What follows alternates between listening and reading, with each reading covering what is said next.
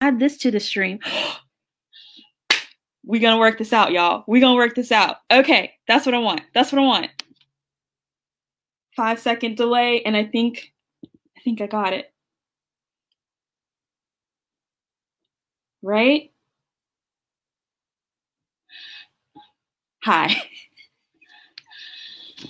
I went to school for this stuff, and when I went to school, we actually used freaking videotape. It wasn't all this digital stuff, but this is awesome. Okay, so this is what I wanted to do. I wanted to be able to show you guys my screen so that you can really see like how all, especially if there's any authors out there. But let me use my manners first. Hi, I'm Ines Johnson. I write stuff. And you're probably here because you came, either you saw a crazy woman starting to talk to a computer screen, or you came because you've read one of my books, and I put out a call saying that, hey, I need some accountability. And if people want to watch me write this book and hold me accountable for getting this book written, please come and join me. And you're here. Thank you. I'm so excited. I don't know how this is going to work, or if this is going to work, because I've never had someone looking over my well, I've had one person looking over my shoulder as I write. My long-term critique partner and college roommate, Al Penelope, has looked over my shoulder as I've written, and that's the only person. And she can be harsh, so I'm not scared of y'all. So I'm writing in the Midnight Doms world. If you've read my first Midnight Dawn's book, which is the second in the world, my book was called Her Vampire Prince. It's a good idea if you read that, if you haven't already, because I'm probably going to spoil a lot of it, because I'm now writing my second entry into that world, which is Her Vampire Lord. And this is, so there's three brothers who are found family. They weren't born of the same mother or father. So the first book was Hadrian. The second book is Gaius's book, and then I'm committed to doing a third book for Various. If you've read the books and you read the first book and you've met the three of them. So I'm supposed to be working on Gaius's book, but I have no deadline because Lee Savino and Renee Rose, who are the amazing authors who are in charge of the Midnight Doms world, they said, "Oh, write a book. Give it to us when you're done." Can't do that with me. You got to give me a deadline. You got to put the pressure on. You got to give me some tension points. So I'm like, I gotta go, and I don't have that. So I need for someone who is at least maybe interested in the book to actually come and be like, hey, Ines, where's that book? So thank you guys for coming in here and being like, hey, Ines, where's that book? So that's what I'm gonna be doing. I'm gonna be writing this book, and if I have people asking me questions like, where is it? Did you get a chapter written? That's going to help me to put the pedal to the metal. Because if you've read any of my other books, if you've read the Near Rivers Adventures or the Misadventures of Dame Galahad with Lauren, or my Knights books, I wrote those all pretty fast, back to back, and I got burned out. I miss that world. I really do. But every time I open up one of those books, I kind of freeze because I just did it too fast. And I haven't published in that world in over a year, and people are still asking me, well, where's the next Lauren book? Where's the next Lauren book? It's drafted, but I'm stuttering and getting the shakes even talking about it right now. I want to go back to that world, but I just haven't been able to. And I started writing some sweet romance instead because I'm addicted to the Hallmark Channel. And I put out some sweet books, and they took off. There's no sex. But if anybody's interested in reading any of those books, there's a lot of them. Shanae Johnson, my middle name is Shanae. Shanae Johnson is, those books. There's a ton of like ranch romance books, / military romance. I just wrote a whole bunch of them just to get away from magic and mythology and historical events for a minute. I'm hoping that I'm healing and ready to go back into that world soon. Trust me, I wanna finish those stories. Those are my girls, and those nights are my guys. And I had 6 nights books planned, and I want to tell those stories. I think I just needed a break. So I say all that to say that I started writing Shanae, but Ines hasn't had a release for a while, other than the Midnight Doms book, which my really good friend Lisa Vino asked me to write in the world, and it felt like no pressure. And it was somebody else making the rules, and I didn't have to make the rules. So I was like, yeah, I'll write here. So I wrote that book. I wrote Her Vampire Prince. I did really, really well, and people started asking me for a second book. So that's what I'm doing right now. I'm writing Her Vampire Lord. So just to tell you a little bit about how this is going to go, I usually take about 20 to 25 minutes to draft a chapter. That'd be super, super crazy boring for you to watch me just typing away for 25 minutes. So I've decided I'm going to break this into 2 or 1.5, we'll see how it goes, 15-minute sprints where I just try to get the story out. Because like I said, this is my Scrivener file. So what you're looking at here is I write in Scrivener because I can organize everything. And sometimes my brain doesn't work linearly. It works really asynchronously. I write in order, but sometimes I need to be able to see things out of order. So the whole story, and I write in acts, the whole story is plotted. So there's going to be about 30 chapters. And I pretty much stick to my outline in the sense of the plot, but I don't always stick to what actually happens in the chapter. Sometimes things move around a lot. So it's going to be about 30 chapters. And right now I've told myself, let's plan to write a chapter a day. So that's what I'm going to do. I'm going to write a chapter a day, and I'm going to try to come on as much as possible and get some writing done here. But the way that Scrivener works too is, like I said, I have the whole thing plotted out here. So these are all those note cards that you see right here.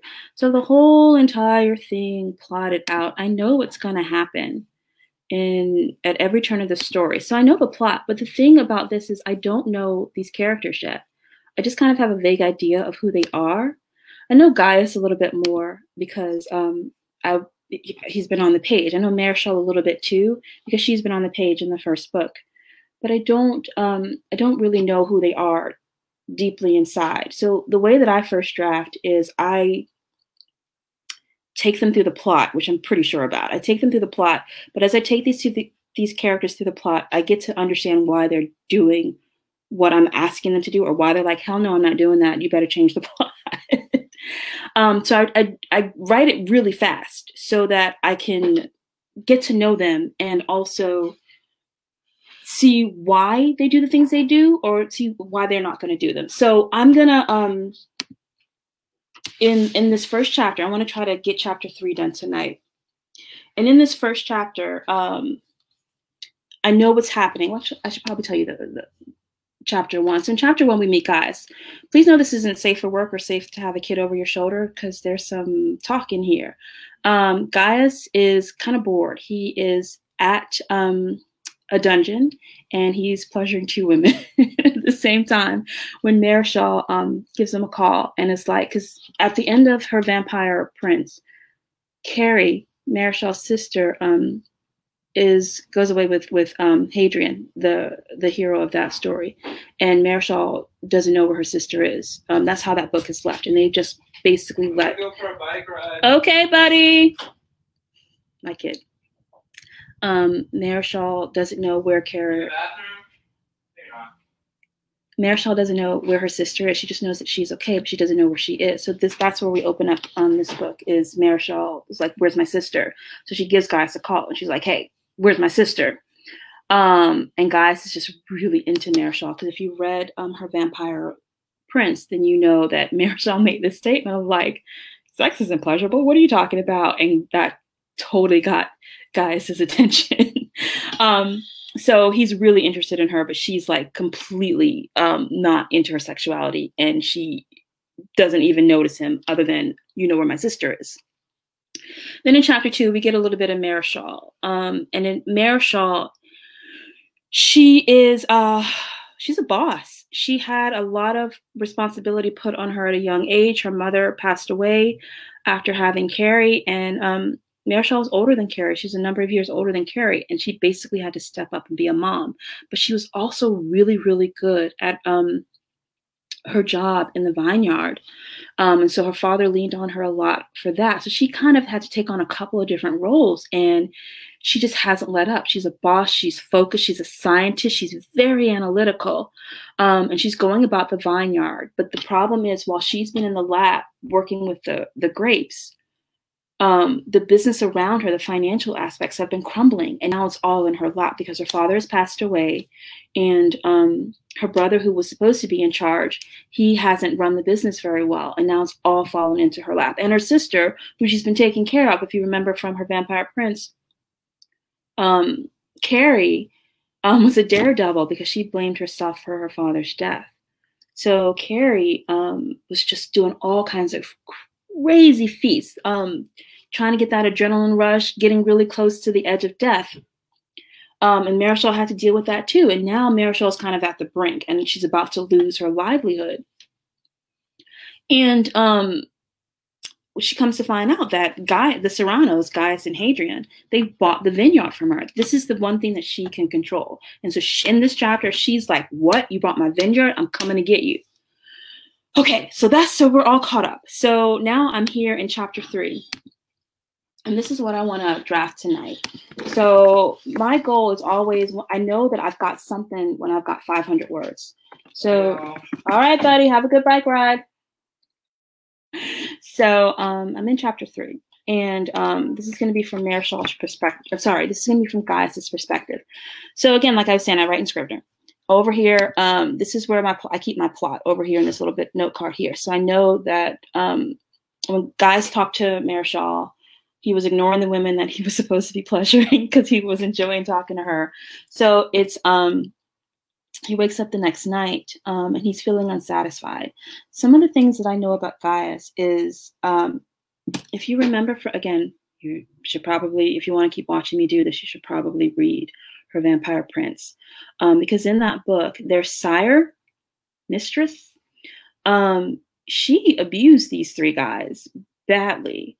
And with Gaius, she, I'm still working out exactly what she did to him, but she would basically hurt him. And the only way that he had any type of control over her or over her life was to pleasure her. So it's kind of a defense mechanism for him, giving women pleasure. He knew that if he was pleasuring her, she couldn't hurt him. So I need to introduce that idea here, because we don't know that about him in the first book. And in the first chapter, we just see him pleasuring women. So I need to introduce that idea that he was hurt by this woman, and this is how he basically defends himself. So I think I'm going to have him having a bad dream about her. I'm going to see how that goes. So I want him waking up unsatisfied. He's having this bad dream, but he's also having a problem in the vineyard. Another thing that I know about Gaius is that he was born dirt poor. And having this wine company with Hadrian was how he pulled himself up and was able to have, how he was able to basically thrive in the world, both for the human world and in the vampire world. So he can't ever lose his business either. So when something goes wrong with his grapes, it's kind of devastating to him. And he's trying to figure out what's wrong. And he knows that Marichal is probably the one that could answer these questions for him. And then we're going to get a little bit of hanky-panky with Carrie and Hadrian, because Marichal is going to show up because she's pissed off that Gaius and Hadrian are interfering in her business. So this is kind of where I know I need to write. Down here where you see the notes section, I do this to help keep me on track, because I just start typing. So I know SP means scene purpose, and I know that this is going to be the meet cute. The meet cute in a romance is where the characters, even if they know each other, is where they come together for the first time on the page. And it should be in some type of memorable way. And I know what I want to do here is some kind of a way I want Marichal she's going to step on some rope and get bound. And that's going to totally turn him on when he finds her. So that's the way that I want to introduce her. Put them back together on this page. Gaius's goal in this particular scene, he wants to succeed in the American wine market because he's totally a badass in Italy. His motivation is that, his motivation is that wine is his livelihood, is how he escaped poverty, is how he's made something of himself. But the conflict, is there's rot in the vine. So GMC, goal, motivation, conflict, is something that writers want to have in every scene. But I like to take it a step further, because once you read this, I need you to get to the next scene. And that next scene is going to be the twist. And that's where he's gonna find Marichal, who he knows can help with his violence, but she's bound and roped and she's on his property. So that's what I'm gonna do. All right, so let me set a timer. Give me 2 shakes to set timer. I need the howler. Give me just a second to go find my howler. I'm gonna set a 15-minute timer.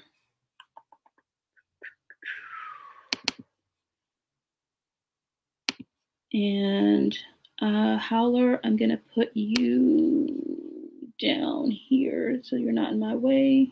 You're probably gonna be in my way anyway.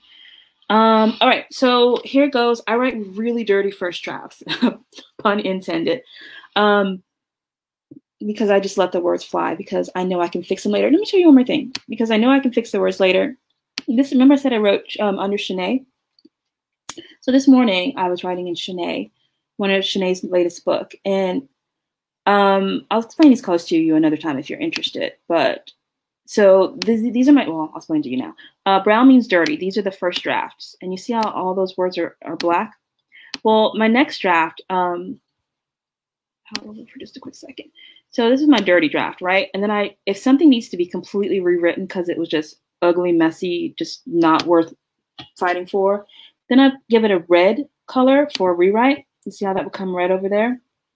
Let me change that back before I forget. And then if it's good to go, and then I give it beta to send it off to a beta reader. So here's what happens when something comes to beta, just so that you can see. When I tell you I write messy, I write messy. When I go into the next draft, I change the color to red. Look how much red. I revise a lot. So if you see some craziness, some misspellings, some words where I just sometimes I don't name characters. I'm really bad at that. So that's something that I'll need help with when you see me just write name, because I don't know what to call the character. So, okay. So that's all of me explaining this process. Now I'm actually going to start to write. So I've got 15 minutes and here I go. I'm going to bang this out for 15 minutes and let me just put on. It's really weird. I like to listen to Coffeetivity. All right. Because I can't write in quiet. So yeah, there we go. All right.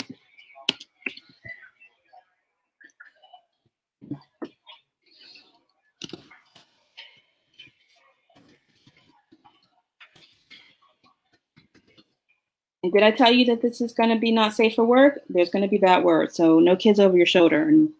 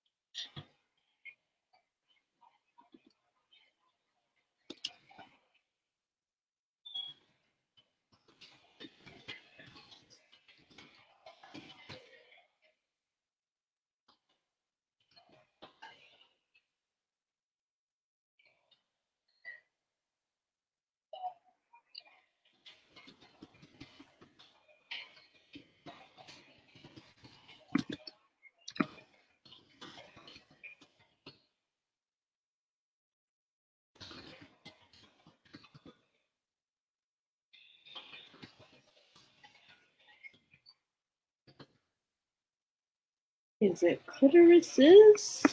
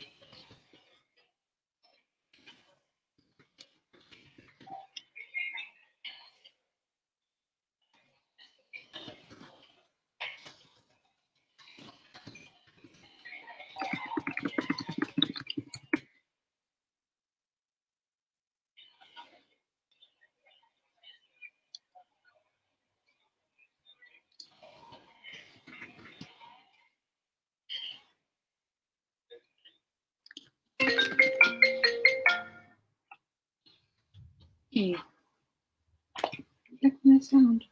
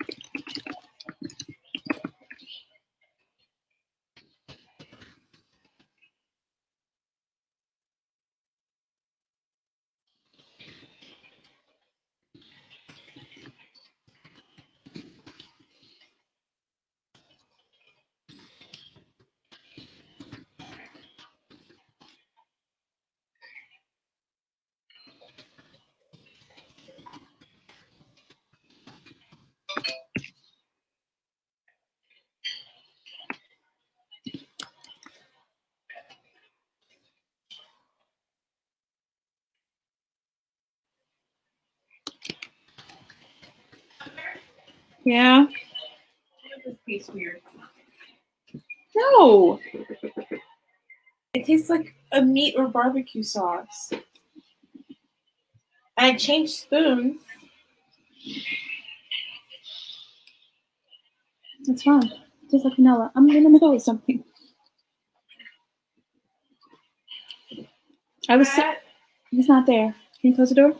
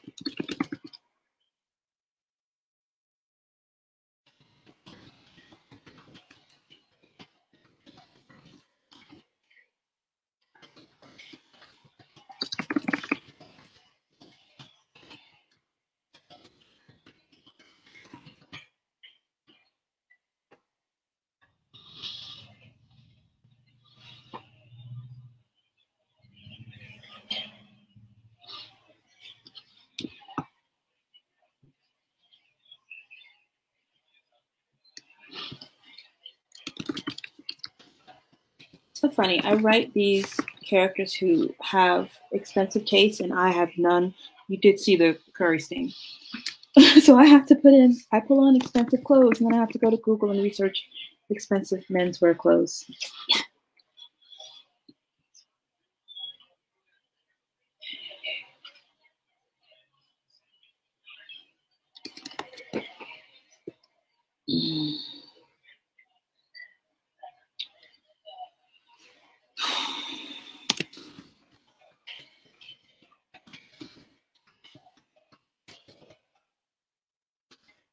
I don't know what he's doing.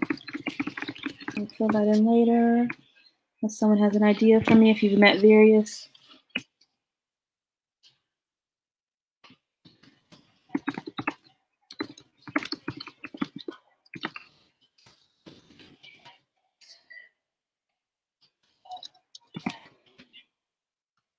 Let's figure that out.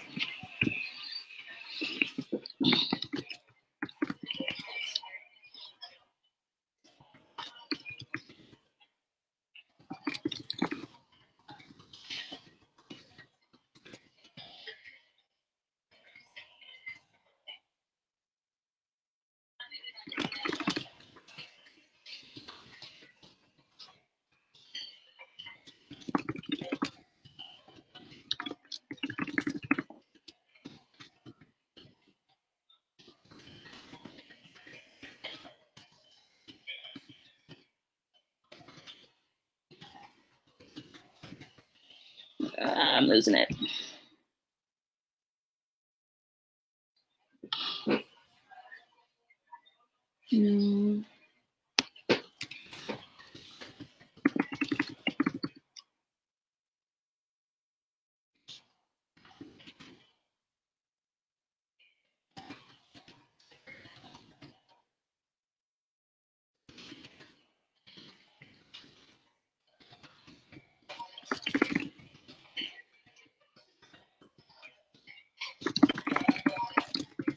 That's interesting.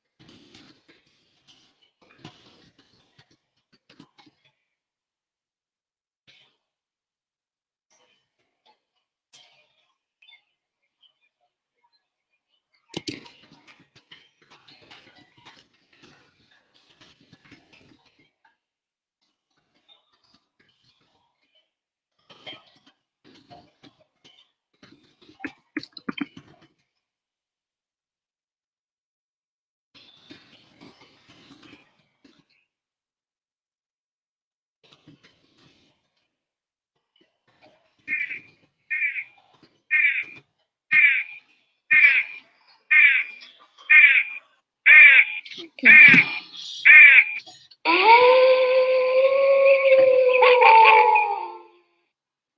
That's 15 minutes and about 600 words. That's pretty decent. I think I'm gonna stop there for the night. So I just need to finish up this scene. All I need to have happen is Marichal just needs to she just needs to step into the rope, and that puts her on the scene. That'll take me less than 15 minutes to do.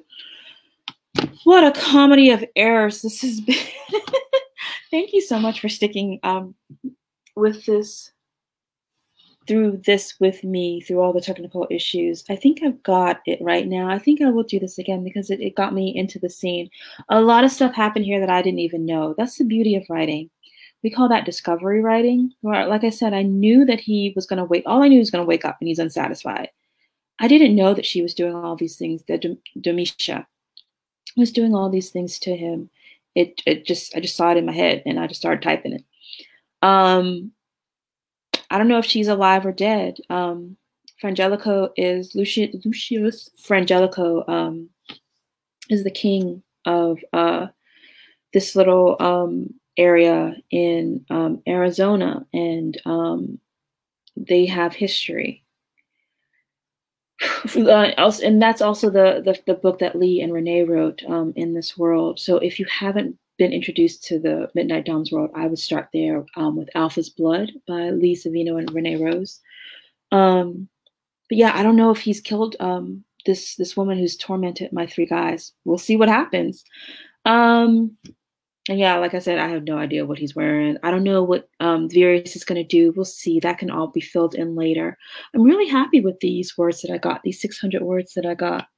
All I need to do is, I know what's going to happen with the grape. So I know that it's going to be a pollination failure, which I think I can have a lot of fun and double entendres with.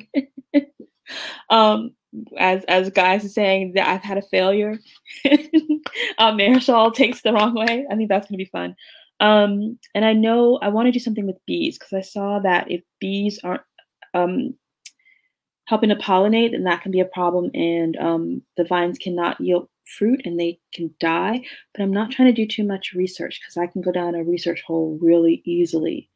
But I did find another fact. Bees don't like garlic, so I think that there's going to be someone throwing garlic in their vineyard because they're vampires. So that's what I know I'm going to play with. But yeah, so that's all I'm going to write today. That's chapter 3. I just need to get Marisol on the scene, which will take maybe another 200 words to get her on the scene. And yeah, then I get to go have dinner. And we'll see. I might be back tomorrow or I might be back Friday. I'll post and let anyone who's interested in seeing how the story turns out go. I've got a long ways to go. I've got just finished chapter 3 almost. I got to get to 30. So again, thanks guys for hanging out with me, and it should be a lot smoother the next time that we hang out together. Have a great evening. 38 minutes. Wow. Okay.